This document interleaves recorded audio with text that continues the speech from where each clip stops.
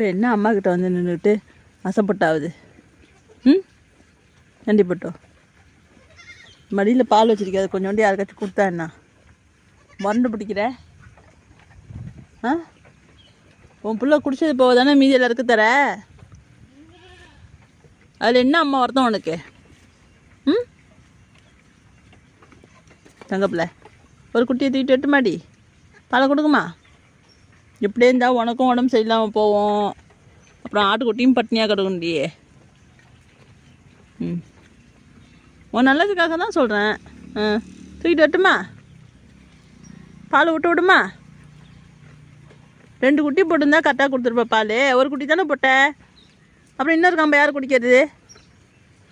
சளி மருந்து போட்டும் இன்னும் சளி இருக்குடா.